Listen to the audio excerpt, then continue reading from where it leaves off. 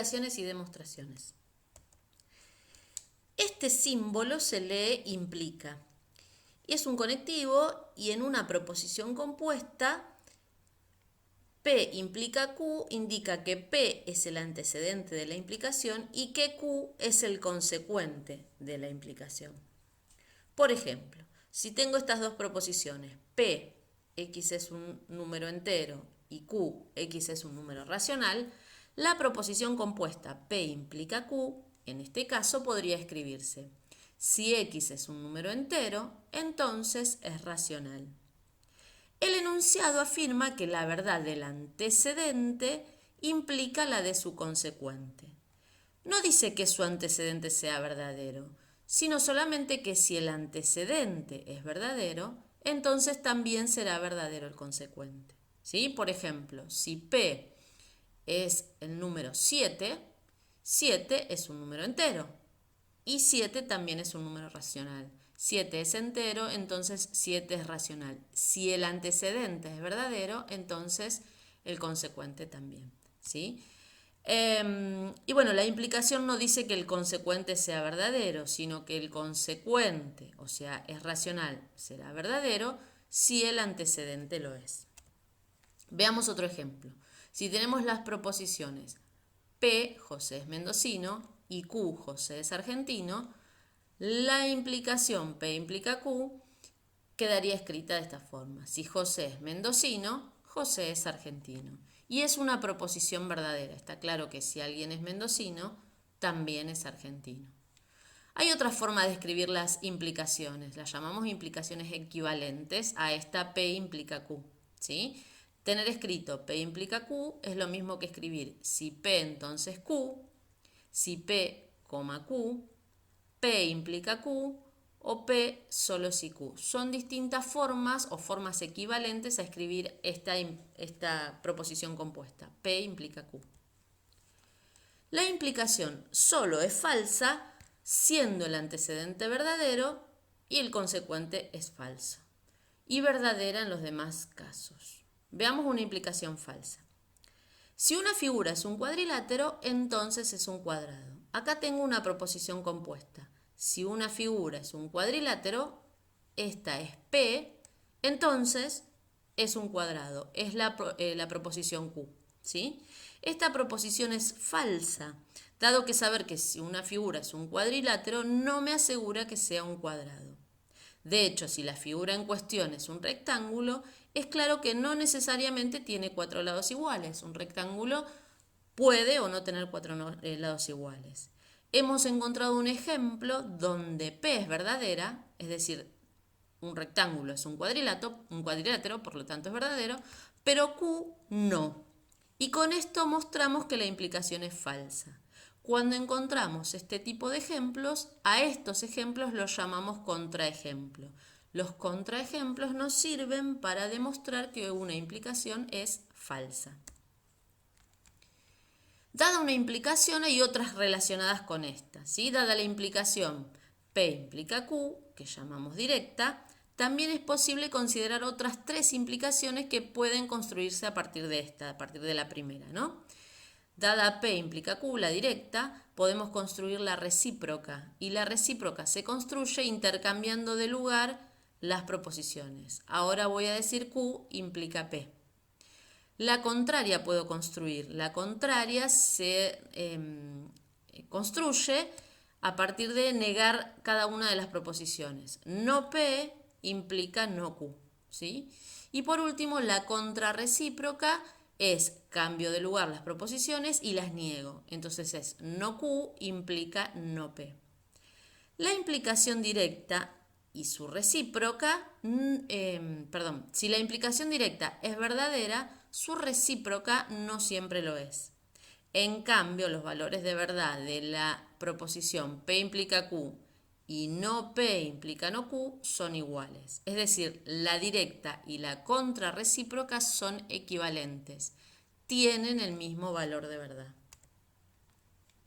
Vamos a trabajar un poquito con demostraciones. A veces en el curso nos vamos a hacer algunas preguntas como estas, ¿no? ¿Será verdadera que la igualdad a más b al cuadrado igual a cuadrado más 2ab más b cuadrado funciona para cualquier valor de a y b? ¿Será verdadero que para a y b números reales a menos b igual 5 implica que a más b cuadrado es igual a 25 más 20b más 4b cuadrado? Para responder a este tipo de preguntas necesitamos realizar demostraciones. Las demostraciones son razonamientos válidos que van a justificar que alguna propiedad es verdadera. Vamos a demostrar algunos ejemplos. Bueno, vamos a la primera de las demostraciones. Vamos al primer ejemplo que me pedían que demuestre que a más b al cuadrado es lo mismo que a cuadrado más 2ab más b cuadrado para cualquier ab. Fíjense que hay una igualdad, es decir, lo que está de este miembro del igual es lo mismo que lo que está de este miembro del igual. Por lo tanto, para poder demostrar, vamos a partir de uno de los dos miembros del igual, vamos a ir afirmando mediante propiedades o mediante operaciones para poder llegar al segundo miembro de la igualdad, ¿sí? Entonces, en la demostración, en este caso yo voy a partir por a más b al cuadrado, porque tener a más b al cuadrado me permite resolver un cuadrado. De este lado no tengo muchas opciones para resolver, ¿sí? Porque a cuadrado más 2ab más b cuadrado son todos términos que no son semejantes. Entonces no los puedo sumar, no puedo hacer mucho. Voy a partir de este lado que, aplicando la definición de potencia, voy a poder hacer a más b por a más b. Así que vamos a demostrar, ponemos titulito, demostración, y arrancamos de este miembro de la igualdad para ir trabajando con distintas operaciones, igual, igual, igual, igual, hasta obtener esto que está en el segundo miembro de la igualdad. Como les decía recién, tener a más b elevado al cuadrado es lo mismo que tener a más b por a más b. Tener algo al cuadrado significa que ese algo lo tengo que multiplicar por él mismo dos veces. Y tener a más b por a más b me permite aplicar la propiedad distributiva, ¿sí? Puedo hacer a por b. Empiezo distribuyendo la A por A por A, más A por B, A por B. Ahora voy con la B. B por A, B por A. B por B, B por B. ¿Sí? Esta distributiva de la multiplicación respecto de la suma me dio estos cuatro términos. Y en estos cuatro términos algunas cosas puedo hacer. Por ejemplo, A por A es lo mismo que A cuadrado. A por B no puedo hacer nada. Y acá tengo B por A. Tener B por A es lo mismo que tener A por B. ¿Por qué lo escribo de esta manera? Y porque ahí veo que tengo dos términos iguales. Y entonces esos dos términos los puedo sumar. ¿Y por qué puedo invertir el orden? Bueno, porque estoy multiplicando dos números y la propiedad y la multiplicación es conmutativa, es decir, puedo invertir el orden, ¿sí? Y me quedo entonces b por b, en este caso, b cuadrado. Vamos a simplificar un poquito más. Tengo a cuadrado más, les decía acá tengo ahora dos términos iguales, o sea, 2ab más b cuadrado. ¿Qué es tener 2 por a por b? Bueno, tener 2 por a por b es lo mismo que tener 2ab. Entonces tengo a cuadrado más 2ab más b cuadrado, que es lo mismo que teníamos en el segundo miembro de la igualdad. Con lo cual partimos de del primer miembro de la igualdad, generamos una cadena de igualdades, todas justificadas mediante propiedades u operaciones, y obtuvimos el segundo miembro de la igualdad. ¿Sí? Esta cadena de igualdades, garantizadas por las propiedades distributiva y conmutativa, nos muestra que efectivamente la igualdad es verdadera, que vale para cualquier A y B, ¿sí? Esto quedó demostrado para cualquier valor de A y cualquier valor de B. Bien, algo importante para recordar. Debemos demostrar una igualdad, me dan para demostrar esta igualdad, y entonces utilizamos cadenas de igualdades, partiendo de un lado del igual, de un miembro del igual, para llegar al otro. ¿Está? Lo cuento esto porque hay otras demostraciones que se van a manejar de manera distinta. Vamos a otro ejemplo, el segundo que aparecía en las preguntas. Si a menos b es igual a 5, implica que a más b al cuadrado es igual a 25 más 20b más 4b cuadrado para a y b reales. La diferencia con el que demostramos en la vez anterior es que acá me aparece una implicación. Y en una implicación y cuando quiero demostrar una implicación, esto es un teorema.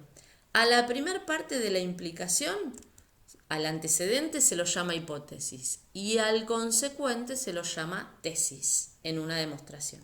Vamos a hacer la demostración. Como en esta implicación tengo otra vez una igualdad en la tesis, vamos a partir de un miembro de la igualdad, vamos a generar una cadena de igualdades para llegar al segundo miembro de la tesis. Y en ese camino vamos a tener que usar de alguna manera a la hipótesis. Arranco entonces de a más b al cuadrado. A más b al cuadrado. Ahora, por hipótesis, yo sé que a menos b es igual a 5. Eso me decía la hipótesis. Entonces, si despejo la letra a, me queda que esta b está restando, aparece del otro lado sumando, que a es igual a 5 más b. ¿Por qué elegir despejar la letra a y no la letra b? Porque bueno, si yo miro la tesis, en la tesis, me encuentro que tenía a más b elevado al cuadrado y me quedó igual a 25 más 20b más 4b cuadrado. La letra a desapareció, no está. Quiere decir que en algún lugar en el camino la reemplacé. Por lo tanto, es a la letra a la que despejo, ¿sí? A es igual a 5 más b. Bien, sigo. Como a vale 5 más b, en lugar de escribir esta a, voy a escribir lo que vale a 5 más b, más la b que teníamos. Todo eso me queda elevado al cuadrado. Lo único que hice fue reemplazar por la hipótesis a la letra a que teníamos. Y ahora veo que 5 más b elevado al cuadrado lo puedo escribir como 5 más 2b al cuadrado. Tengo 2 veces b, ¿sí? Y tener 5 más 2b al cuadrado es lo mismo que tener 5 más 2b por 5 más 2b. Ya lo habíamos visto en el caso anterior.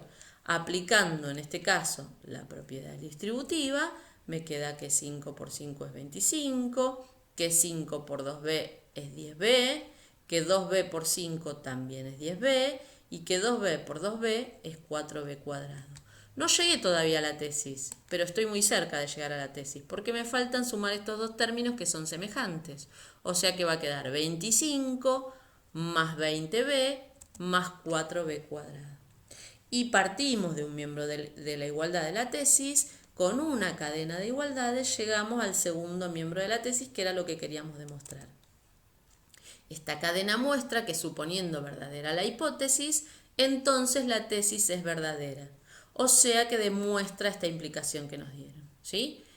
Para recordar, tenemos que demostrar una implicación en la que la tesis hay una igualdad, entonces utilizamos cadena de igualdades, partiendo de un lado del igual de la tesis para llegar al otro, utilizando en algún momento la hipótesis.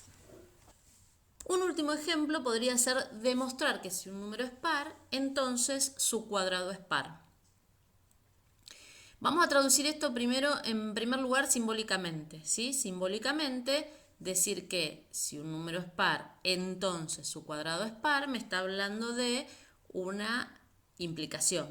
Y simbólicamente lo vamos a escribir así. A es par, entonces a cuadrado es par. Vamos a demostrarlo. A diferencia de los dos casos anteriores, tengo una implicación, pero acá no hay una igualdad en la tesis, ¿sí? Acuérdense que esta era la hipótesis y que esta es la tesis. No hay una igualdad en la tesis. Entonces tengo que generar una cadena de implicaciones partiendo de la hipótesis, implica, para llegar a la tesis. Vamos a demostrar.